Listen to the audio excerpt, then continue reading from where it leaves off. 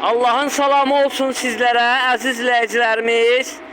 5.5 kilovatlıq mühərriklə pnevma ot doğrayanımız hazırdır. Demək, əziz izləyicilərimiz, gördüyünüz mühərrik Sovetlər İttifaqında istehsal olmuş mühərrikdir. 5.5 kilovat, həm 220 voltla işləyir, həm də ki 380 voltla işləyir.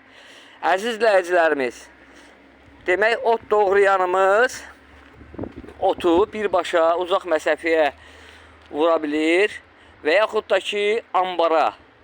Yəni bu hissəni ambara yönəltsəz, küləyindəki əlhəmdülillah özünüz gördünüz. Doğranılmış otu asanlıqla birbaşa ambara vurur.